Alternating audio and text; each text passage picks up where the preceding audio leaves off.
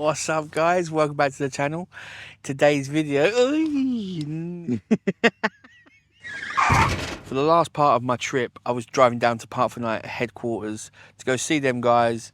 I've used their app constantly through my European trip, and it's worked out phenomenally.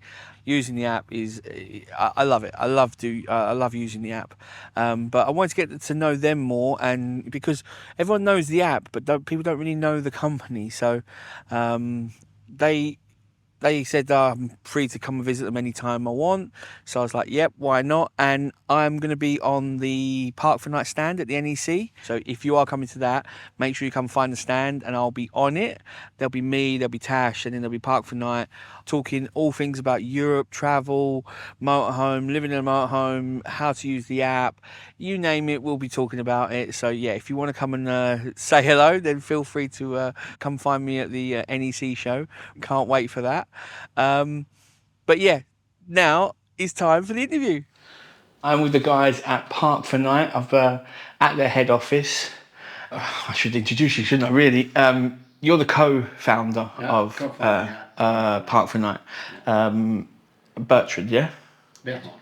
Bertrand, and then Marie, I met you in the NEC in last year.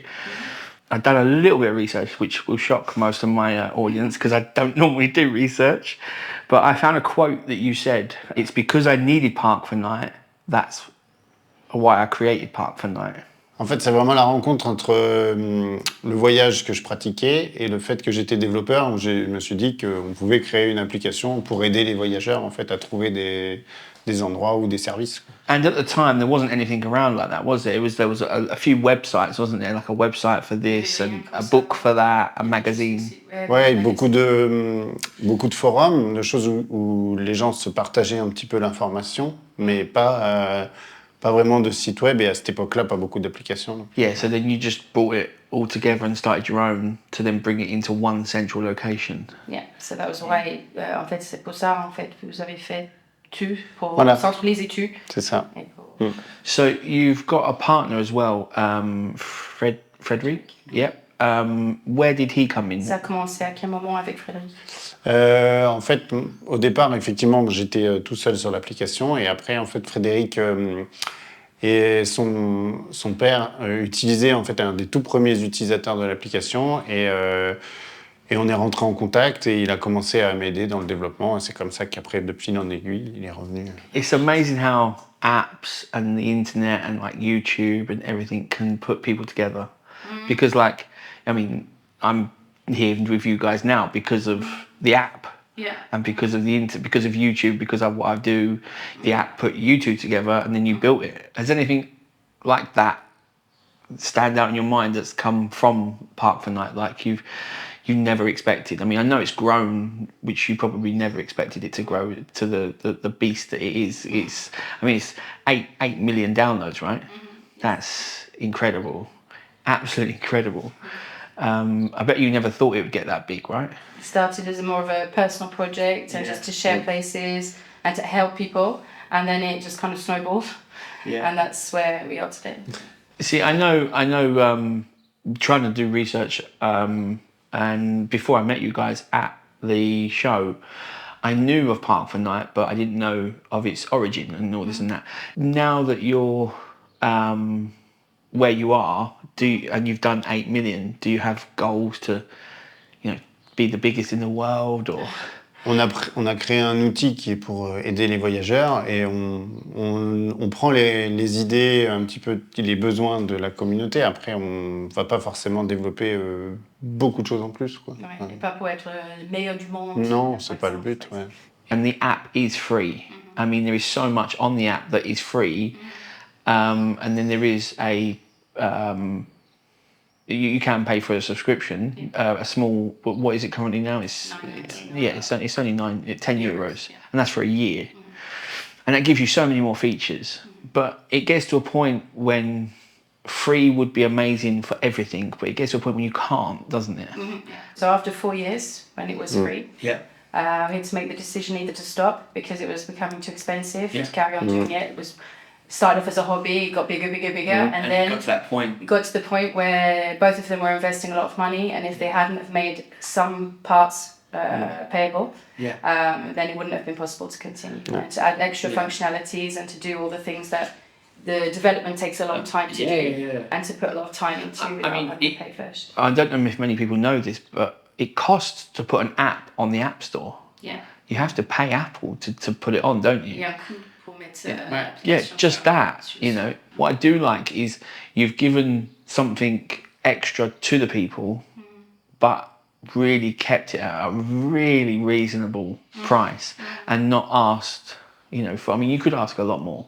We've got clubs in the UK that, you know, camping clubs, they're like 50 quid a year.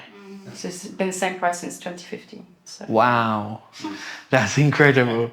Yeah, you ain't gonna get things at the same price in 2015. There's nothing out there that's. Obviously as well, the functionalities of. Yeah, I was gonna say you've kept the price at the same for the last 8 years. Yeah.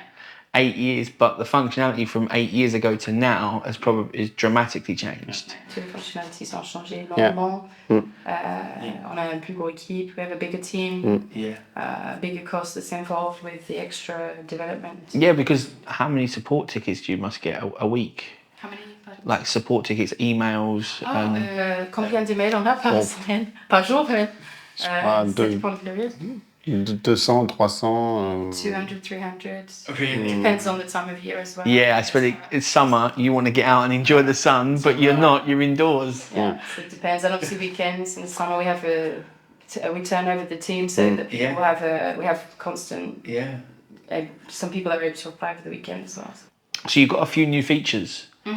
You've redone the website. On a rajouté les dossiers de pouvoir classer ses favoris en dossier pour organiser ses voyages. That's pretty good because I've done it on the fly. I haven't really sorted my folders yet, but I made one for Belgium, I made one for France, I made one for the Netherlands. But I think I might make some like fishing spots or city spots or, you know, remote spots or urban spots, you know. Yeah, so you can classify it however is easiest for you. How many folders can you have? C'est combien maximum? On peut en mettre autant qu'on... No limit. No. Perfect. That's great. So you can make lots. So favourites, again, that's in the premium. Yes. It is called premium, right? Yeah, it's a Park4Night Plus. Park4Night Plus, yeah. That has helped me because as soon as you press that favourites, everything else disappears. Yeah. And you only see the ones that you've spotted and you're like, oh yeah, I'll come back to that one later. Yeah. And that is a good one to, even a folder for I'll investigate later. Yes. That would be a good one. Things that are easy. Yeah. So then you just keep them because there's so many on there. How many are you up to now? Like un peu plus de 270 000, je pense. Okay. More than 270? Ouais. 270,000. Ouais. So, dans le monde entier. Ouais. And they're all over the world? Yeah, worldwide. Yeah. Worldwide. Yeah. That's crazy. Is there a country that you haven't got yet? Il y a un pays où on n'a pas. Ah oui. Oui, il y a des pays où il n'y a pas de lieu. We were in 60 countries, so there's some countries we don't have. Okay, so you've got Park, like something in 60 countries. Yeah. Tous les points sont créés par les membres de la communauté, donc quand ça se crée en fonction des gens qui vont visiter un pays. These spots are all moderated, aren't they? Yeah, every single spot. Tous les spots sont modérés. Oui. Alors après, ça dépend du lieu. On essaye de détecter si c'est des lieux privés, des lieux publics, si c'est des lieux en pleine nature. Et après, on a des règles assez strictes qui ont été faites pour pouvoir fonctionner un peu dans tous les pays du monde. Et après, on a plein d'outils qu'on croise pour avoir les informations. Si on a des doutes, on demande à la personne qui a créé le lieu. So there's a lot involved. Yeah. A lot involved to process. get them through. For us, there's a list we have on the administration side. We can see how many spots are waiting to be validated, and we have a moderation team that work on that every day. And in the summer, it can be a bit longer. En été, ça peut être un peu plus long parce qu'il y a plus.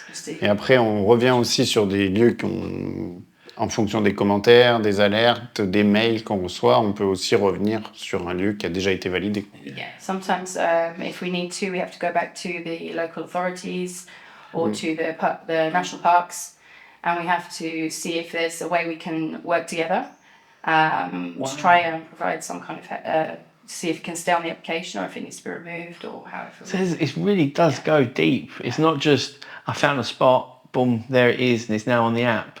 You really do vet it and then talk to local authorities and national parks. That's amazing. And still, I know I said it before, but keeping it as low at that price and free, it's incredible. Et après tout ça, en fait, c'est relié par rapport à la charte Nature Protect qu'on a mis en place il y a 3 ans maintenant. Et en fait, toutes les règles de modération, tout ce qu'on publie sur les réseaux sociaux, les photos, en fait, tout doit respecter en fait la charte pour que ce soit un écosystème complet et que quand les gens consultent l'application, ça respecte cette charte et la vision qu'on a du voyage pour le pérenniser, quoi. So if somebody's put, for instance, a photo and it doesn't respect the rules that are in the chart, we send them when the photo is refused. They also get an email to tell them why it's been refused and to remind them about the chart and why it's not within the rules. And we also use the social networks as well, which is what I said earlier, to promote the chart and to put certain things just to remind people from time to time. Yeah, because I saw on your Facebook the other day there was a local litter pick with students. Yeah.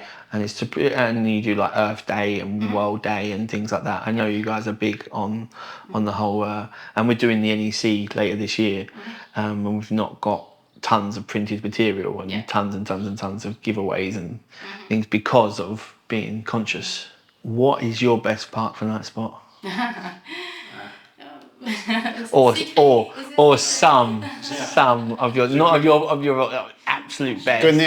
Je connais. Alors, si c'est un spot Park4Night, il y en a un que j'avais créé au tout début quand il y avait à peine 30 lieux. Il y en a un qui existe toujours, qui est en Bretagne. Je ne citerai pas. Mais je dirais comme toujours, en fait, il y a des lieux, que même nous, en fait, l'application, c'est un outil et c'est pas forcément, tout n'est pas forcément possible d'être partagé partout. Et moi, il y a 1 ou 2 lieux que je connais où je vais de temps en temps, mais que j'ai jamais créé sur l'application. Also, that spot is, I know they're not all going to turn up at once, but you're potentially sending it out to 8 million people. Yeah, that's right. So that's a lot of people that could see it. It's how many? It's not 30 places anymore. It's No. So how many active people have you got? I know you had. Yeah. Combien de users? Par exemple, sur le mois de juin, 1 million. We've got 1 million in June. Yeah. So, 1 million active users. Wow, that's a lot. That's very good. It's good to see. July and August. Yeah, it's good to know that there's that many people out there travelling and doing it, which means that the campervan and motorhome world is alive and kicking, which we know because, which leads me on to a question about motorhomes. If you could have any campervan or motorhome, what would you have? Un Californien. A California. The classic. Classic. What's one thing that's come from Park4Night that you never expected or dreamed of? So it's the same as any kind of community, like on YouTube, for instance, that the bigger you get, the more rules and the more things you have to put in place, because otherwise it's unmanageable. So. Yeah, well, I mean, I've got 2 people that help me now. I've got Mevi, my editor, and I've got Tash, she's literally a Wonder Woman. She does anything I need to get done. Does a lot of my social stuff and stuff for the website and videos and God knows what else. But yeah, because I couldn't do it all on my own. Yeah. I know you've got GeoSpots, which is relatively new. I know you've got now, you can book a spot, so like book campsites. Yeah, the GeoSpot, one of the things we talked about, is more of a project with private spots that people are opening up to travellers so that they can travel to those spots and they can use somewhere in the natural environment. You have to be self-contained. Self-contained, yeah. So it's kind of to respond to a different kind of need. Yeah. Et après, sur la communauté, effectivement, il y a des nouvelles fonctionnalités qui ont été demandées. Donc, on a commencé à mettre en place, comme pouvoir réserver directement son camping depuis l'application. there we go, guys. As you can see, they're quite a small, humble team. They're not really looking to take over the world. I mean, they are the biggest, but they're not trying to be the biggest. They're just doing what they want, and it started from very humble beginnings because, you know, Bertrand wanted to have an app for himself, so that's why he created it, which is great. It's fantastic. It really is. Real big shout out to Marie there for helping translate, because my French is no good whatsoever. You guys know how good my French is, but yeah, it was really great to hang out with the guys. And Bertrand doesn't really do many interviews, and I know he was a bit nervous, so really thanks for that, man. I really appreciate it. But yeah, if you guys are at the NEC in October, make sure you come over and say hi, and yeah, we'll see you all there.